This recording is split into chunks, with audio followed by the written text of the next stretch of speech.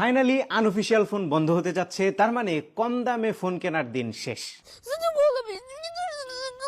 But wait, আমরা তো এই জিনিসটা বহু বছর ধরে শুনতেছি যে আনঅফিসিয়াল ফোন বন্ধ হয়ে যাবে, সেটা কিন্তু কখনোই হয় নাই। এইবার তাহলে ডিফারেন্ট কি? এইবারের সবচেয়ে বড় ডিফারেন্স হচ্ছে আগের সরকার আর এবার নাই, এবং এইবার বিটিআরস এর কথাবার্তায় একটু বেশি সিরিয়াসনেস আমরা খেয়াল করছি। তাই মনে হচ্ছে এইবার 16ই ডিসেম্বর থেকে আসলেই আনঅফিসিয়াল ফোন বন্ধ হয়ে যাবে।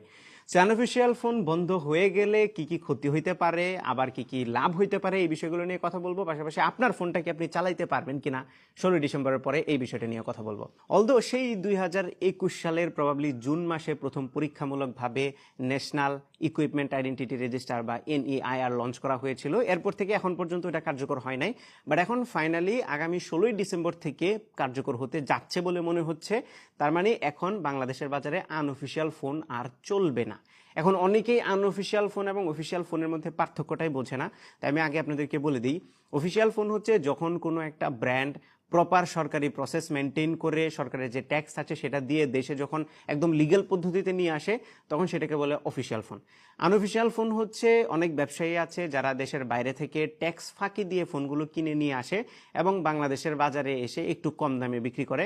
পাশাপাশি অনেকেই আছে লাগেজে করে দেশের বাইরে থেকে ঘুরতে গিয়ে অনেকগুলো ফোন নিয়ে আসে। এইভাবে এটা যদিও এখন অনেকটাই বন্ধ হয়েছে, তবে ব্যবসায়ীরা নানানভাবে সেই ফোনগুলো নিয়ে এসে বিক্রি করে, যেগুলোকে আনঅফিসিয়াল ফোন বলে বা এই মার্কেটটাকে বলে গ্রে মার্কেট। এখন এই মার্কেট যদি বন্ধ হয়ে যায়, আনঅফিসিয়াল ফোন যদি বন্ধ হয়ে যায়, তাহলে কি কি অসুবিধা আমরা ফেস করব আর কি কি সুবিধা আছে এটা নিয়ে কথা বলবো।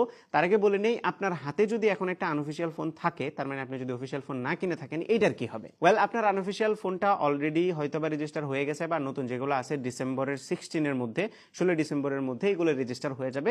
তার মানে এগুলোতে কোনো রিস্ক নাই। কিন্তু 16ই ডিসেম্বরের পরে যেই ফোনগুলো নতুন করে নেটওয়ার্কের আওতায় যুক্ত হবে, সেই ফোনগুলোতে হবে প্রবলেম। সেই ফোনগুলোতে সিম লাগাইলেও নেটওয়ার্ক আসবে না। ওয়েল, ইনিশিয়ালি 30 দিনের মতো নেটওয়ার্ক থাকবে, এবং এই 30 দিন সময় দেওয়া হবে আপনাকে যেন আপনি লিগেলি ফোনটাকে রেজিস্টার করেন, এবং সেই রেজিস্ট্রেশনটা আপনি বিভিন্নভাবে করতে পারবেন।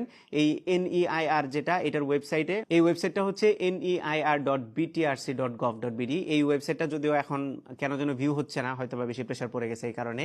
সো এই ওয়েবসাইটে গিয়ে আপনি রেজিস্টার করতে পারবেন, অথবা আপনার যে সিমটা আপনি ব্যবহার করবেন সেই সিমের যে সার্ভিস পয়েন্ট আছে সেখানে গিয়েও আপনি রেজিস্টার করতে পারবেন। আরও নতুন নতুন কিছু পদ্ধতি হয়তো আসবে, কিছু অ্যাপ আসবে যেখানে আপনি রেজিস্টার করতে পারবেন আপনার ফোনকে, বাট প্রপার প্রসেসে করতে হবে। তবে আপনি যদি ওই দোকানগুলোর কথা বলেন যারা এখন অলরেডি আনঅফিসিয়াল ফোন সেল করছে, আমার মনে হয় সেগুলো অনেকাংশেই কমে যাবে বা বন্ধ হয়ে যাবে পুরোপুরি।